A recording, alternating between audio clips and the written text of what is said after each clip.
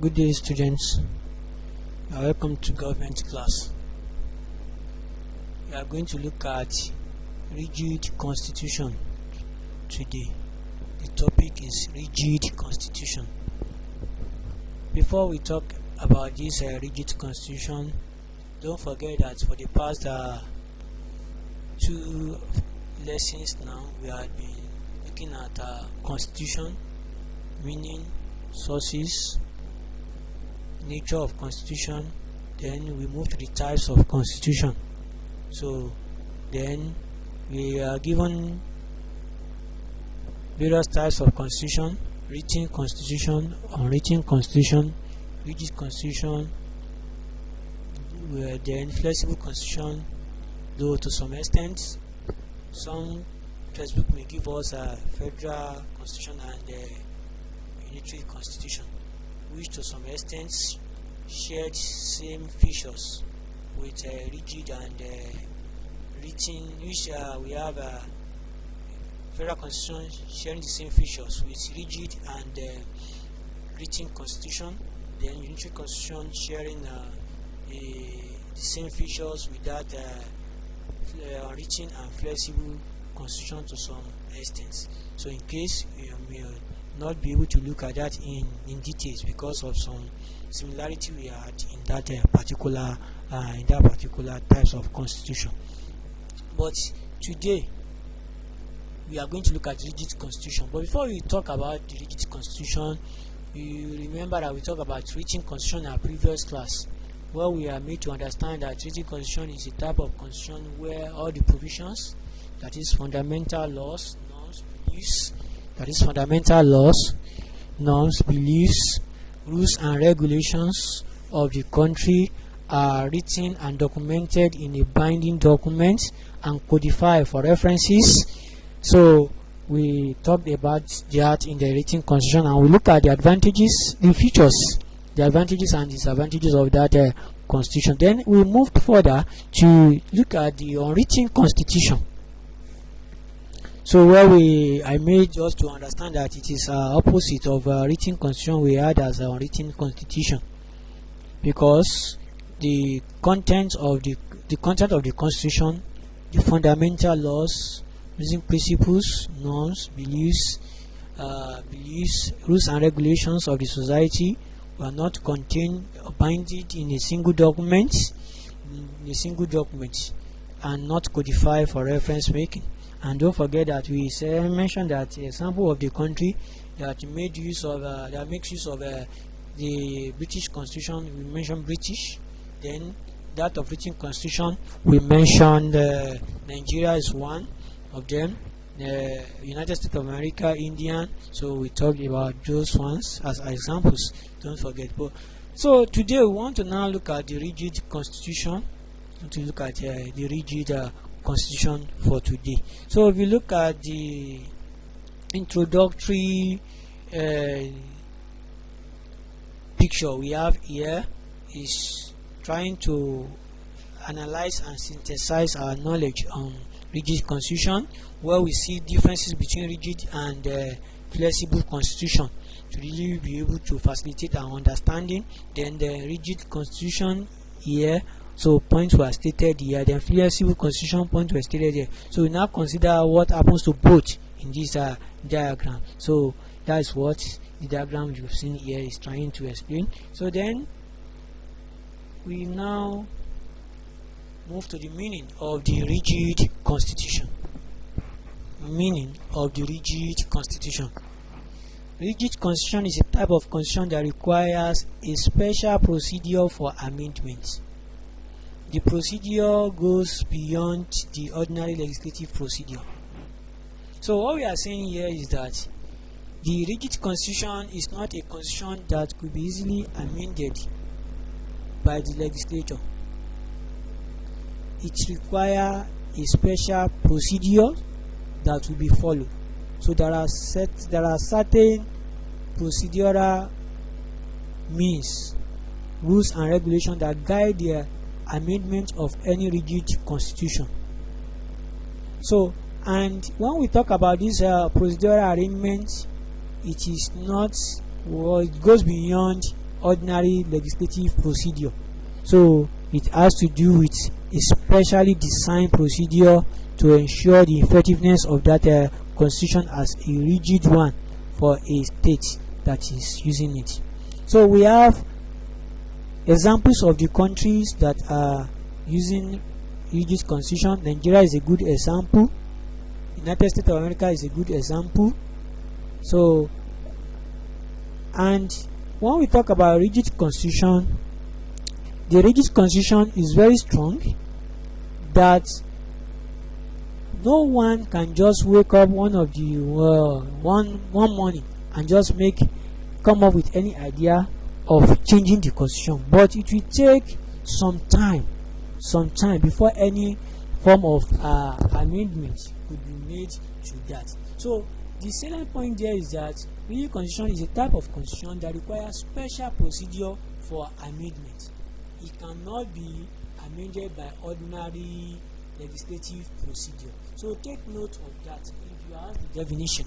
So take note of that. Rigid constitution is a type of constitution that requires a special procedure for amendment. Salient points: special procedure for amendment, which cannot be amended by ordinary legislative procedure. So just take note of that. Now let us now look at merits of rigid constitution.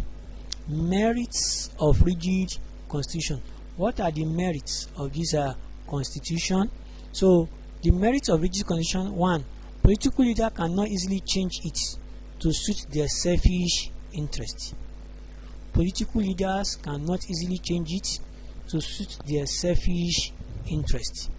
So when we are talking about the merits of rigid constitution, merits of rigid constitution here, that means advantages of rigid constitution.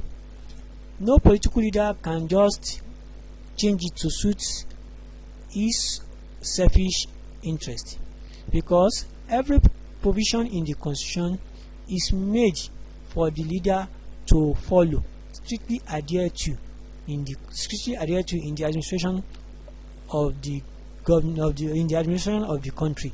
So no political leader can just change it to suit its interest, because it is a rigid and sometimes written in nature.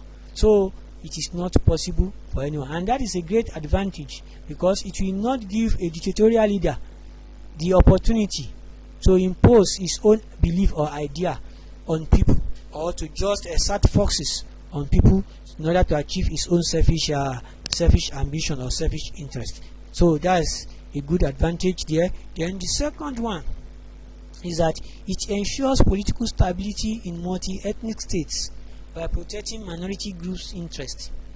It ensures political stability in multi-ethnic states by protecting minority group interests. Now, when we talk about rigid constitution, it ensures that political administration is not easily changed over time. So it allows political activities to go on for a specific period or time that is expected to be in any society where we have a multi-ethnic state or multi-ethnic attributes. Now, what we are saying about multi-ethnic is that, look at Nigeria for instance. Though we have three major ethnic groups in Nigeria, but if you look at it very well, we have more than 3 ethnic groups, and that is why it is classified as 3 major ethnic groups and the minority ethnic groups as well. So if you look at it, Nigeria is a good example of multi-ethnic ethnic state. So in a multi-ethnic state, if the constitution is not rigid, the interest of the minority will not be protected, because some of these minority groups we are talking about, they are under the 3 major ethnic groups we have in Nigeria. So, and at the end of the day, it can bring about a fear of domination by this minority group. So in order to remove the fear of domination by the minority groups, so therefore rigid constitution helps to ensure political stability in the multi-ethnic state by protecting the interest of the minority groups in Nigeria. So let's look at the examples of the major ethnic groups in Nigeria. We can still remember, we have Yoruba, Hausa and Igbo. And don't forget that we have those ones who are minority. Under them, we have like Chief, Ijo, Irobo, etc. Igala, so etc. like that. So we have them like that. So don't forget. Then 3, it makes for smooth change of government. So the constitution will have stated all the requirements for any change to be made for the tenure of any government office holder in the country. So therefore, since there are provisions on how to really change the offices, the people in the office, so it is going to make it very easy when the time is expired to change the people in the office for another person because of the tenure of the fixed tenure, which is already made as the provision in the constitution to really enhance smooth change of government. For instance, in Nigeria today, we all know that a president is expected to spend 4 years, or a governor is expected to spend 4 years in the office. Then after that, before the expiration of the tenure, there will be an election, and after the election, another person emerges, or if he performs better, he could also continue in the office as well for another second tenure, which is for another 4 years. So and that also is in accordance to the provisions of the rigid constitution, which promote a smooth change of government in the country. Then another thing is that it reduces ambiguity because it relates to written constitution. Now when we say ambiguity, we are saying that a state of being difficult to understand. So rigid constitution reduces the event of finding the provisions difficult to understand by the people in the society, because it shares the attributes of the written constitution. So that makes it easy for people to relate to because of the written nature. So it reduces the ambiguity or difficult of being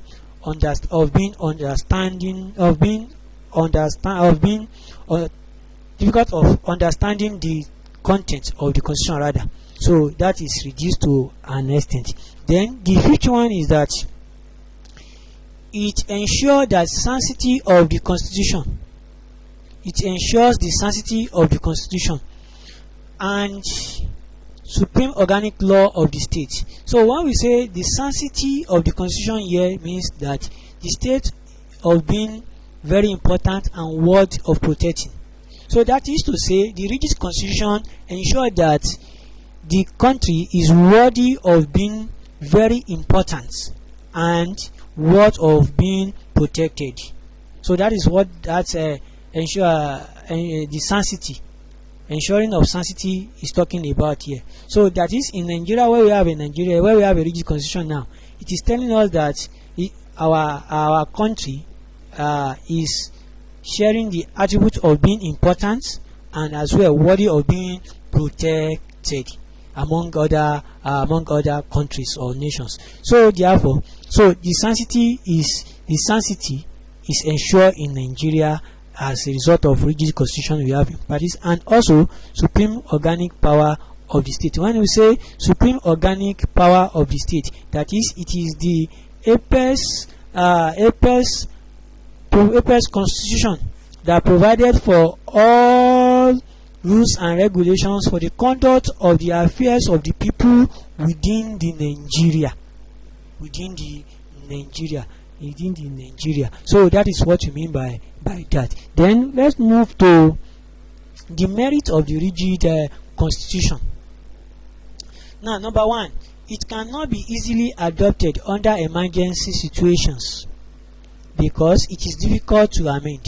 So when we talk about the rigid constitution, it's not a constitution that could be changed to suit the emergent situation at hand because it is rigid in nature. So whatever happens, since such provision is not made available in the constitution, so nothing can be done to it until it is what the constitution is amended to suit such emergency situation in future. So to some extent, where the situation is going to bring about adverse effect in the society, so it is not encouraging to some extent. It is not encouraging to some extent. So it may make things worse off in the land or in the country where we have a rigid constitution, if such provisions were not made available in that constitution, except it is flexible constitution. Then 2, it can be used to block a desirable socio-political changes, thus leading to political stagnation. So what we mean by this is that since we had some provisions in the rigid constitution, it may be difficult to bring about desirable changes in socio-political activities in the country.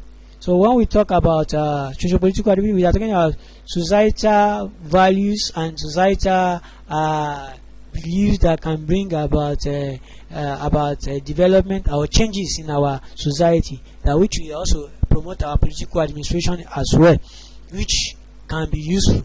But since it is a rigid constitution, and if such a societal value or societal events is not provision is not made towards that, so at the end of the day, such could not be put into implementation in the society or in political administration as well, and that could lead to a kind of stagnation in the political affair of the country. So whereby the country will remain same for quite a long period of time until the constitution is changed to really accommodate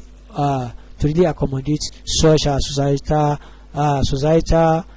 and political change that is being aspired for.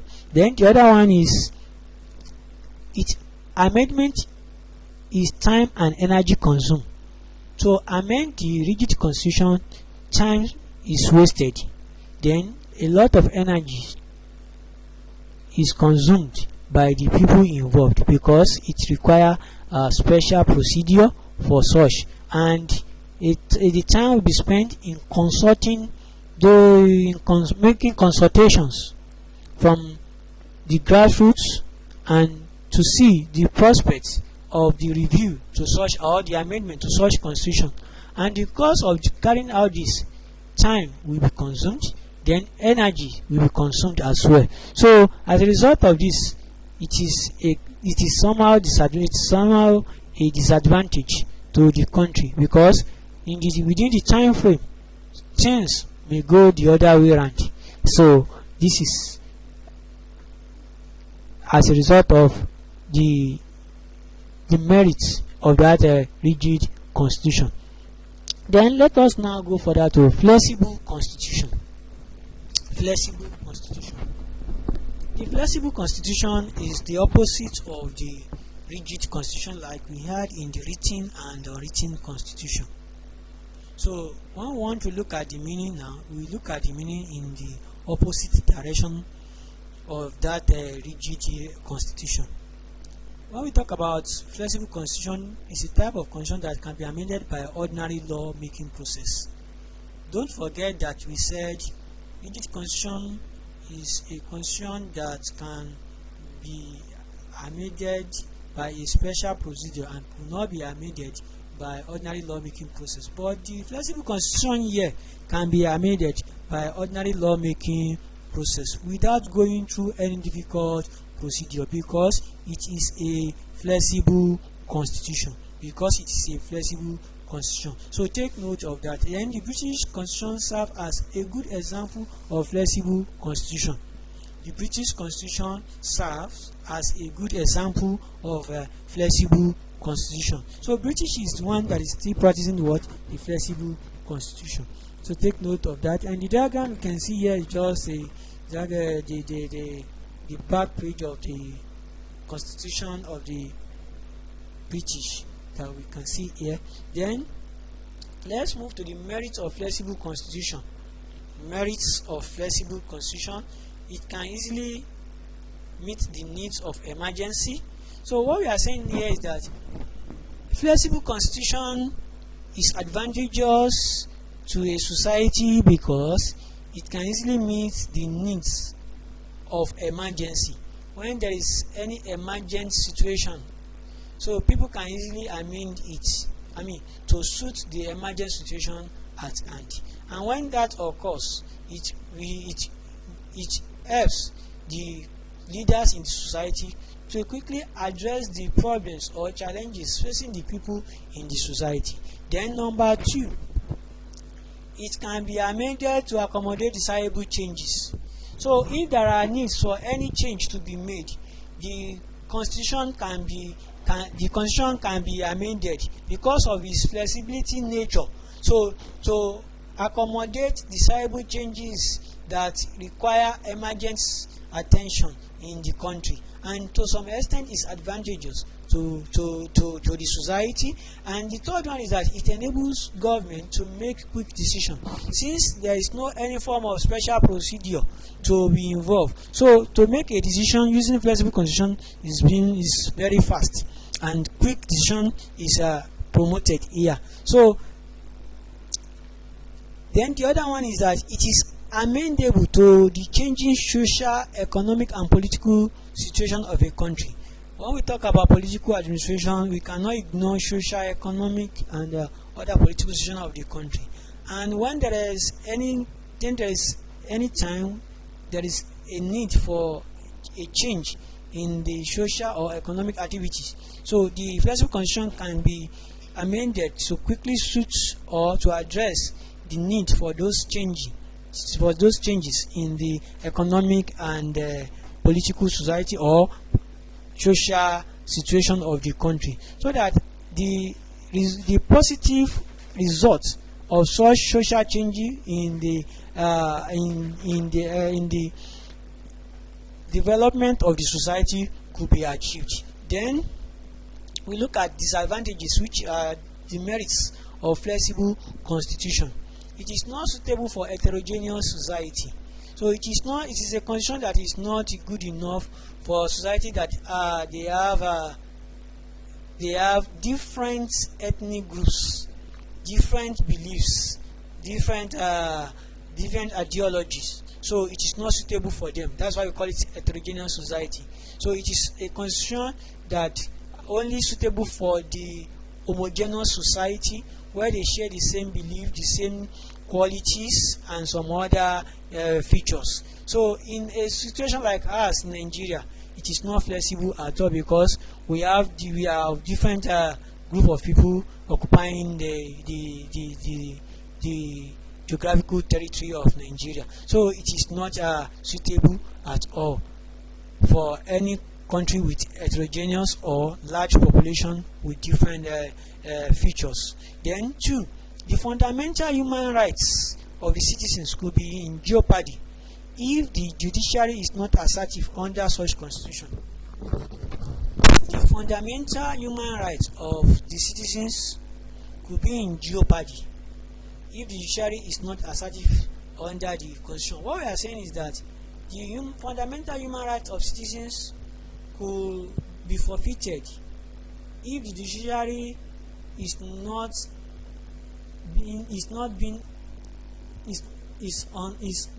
certain about the provisions of the constitution. That's what we mean by assertive here. So when we say fundamental human rights, right to life, right to freedom of speech, right to own property and others like that. So all other fundamental rights of the citizens in the federal constitution can be jeopardy if the constitution is changed and the judicial system is not assertive under such constitution. So for individuals or citizens to be able to have their right defended or fundamental rights defended under the judiciary may become problem because of the uncertainty of that constitution that could be changed at any time. So therefore, to some extent, the fundamental human right of the citizens could be in jeopardy if the judiciary is not assertive under such a constitution. Then it can easily pave way for emergence of dictator. It can easily pave way for emergency of dictator. Now what we are saying is that since it is flexible, a leader could exercise a complete control over the country since it is a flexible constitution in place or in practice. So therefore at the end of the day, such leader will begin to what? To exercise complete control over the people and try to change the content of the provision in order to suit its selfish interest, and wherever the interest of the such selfish leader could be contradicted, the such leader will just try to make an amendment to that effect to ensure his own selfish interest is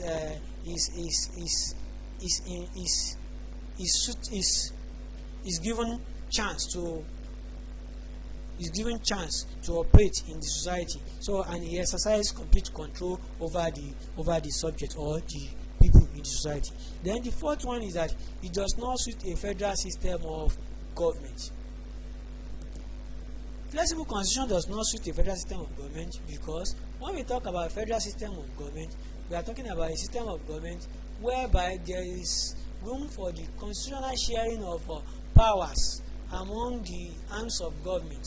So therefore, in a federal system of government, flexible constitution is not suitable because it is going to bring about disagreement among the three organs of government, because the government at the center may decide to change the content of the constitution to suit its own selfish interest, which may generate some disagreement or problem to some certain level. So it is not suitable at all in a country where there is constitutional sharing of power. So let's take note of that. Then unitary constitution. Unitary constitution is the type of constitution in which powers are vested only in the central authority or legislature. So Britain, Italy, France, Gambia, etc., they are the ones we can see as a country used with unitary constitution as well. They are example here. So we try to look at the difference between unitary and federal constitution here. Unitary constitution. In the unitary constitution, sovereignty is concentrated. That is, freedom from external control is concentrated in the government at the center. Then under the federal, it is not centralized but shared. Power, freedom to exercise some legislative power are shared between the government at the center and the regional or states or component unit. But in the unitary, it is not. There is one sovereign parliament. In the unitary system of government, there is only one sovereign parliament, which is the government at the center. But in the federal system of government, so there will be sharing of parliamentarian or legislative function between the center and the regional bodies, that is the federal legislature and the state or regional legislature or institutions. Then legally, there is no limit to the ability of parliament to pass any law, so under unitary system of government. But legally, in the federal system of government, the legal capacity of each is restricted by the constitution. The legal capacity of each is restricted as constitution. But in the unitary constitution, it is not. So let's take note of that. Features of unitary constitution. It concentrates governmental powers. Number one, it concentrates governmental powers and authority in a single central government or legislature. So in a unitary constitution, all the governmental powers are concentrated in a unitary constitution. Then it is a flexible constitution. It is easily to change or amend to suit selfish interest. Then it is not necessarily written. So that is telling us that it's not sometimes not written. Then 4, the legislature is supreme. In a unitary with unitary constitution, there is no supremacy of the constitution, but supremacy of the legislature. So the legislature is the apex. Then the fifth one is that state and local government are subordinate to the central government. State and local government are subordinate to the central government because the power is totally at the center. Because the power is totally at the center. So let's take note of that. Then another thing is the federal constitution. A federal constitution is one in which governmental powers are constitutionally shared between the central government and the component units of government. A federal constitution is the one in which governmental powers are constitutionally shared between the central government and the component units of government. So therefore, we have regions, state, local governments, province that will share the what? That are the component units that will share the government with power with the government at the center. The US and Nigeria constitution are good examples of the federal constitution in Nigeria. So now let's consider the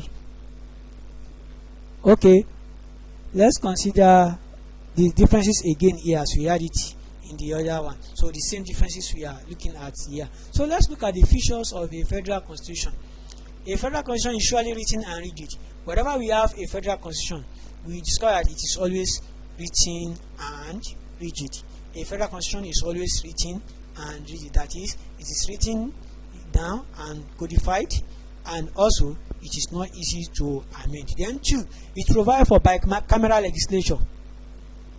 It provides that for bicameral legislature to cater for divergent interest. So any federal constitution provides for bicameral legislature to cater for divergent interest. Now when we say bicameral legislature, what we are talking about is a system whereby we have two legislative houses. We have two legislative houses, upper chamber and the lower chamber. So therefore, a federal constitution always provides for that in order to be able to resolve different issues from different locality of divergent interest. So therefore, a federal constitution always make provision for that, so that everybody's interest could be able to be protected rather. So three, a federal constitution share power between the central government and the component unit of government. So the federal constitution always share powers between central government and the component unit of government. So the power of the government is shared among the governments, that is the government at the center and other component units. So that is another thing there. Then it ensures supremacy of the constitution. In any federal constitution, the constitution is supreme, is above, is apex, is beyond anybody, whereas all leaders and all the rule are expected to be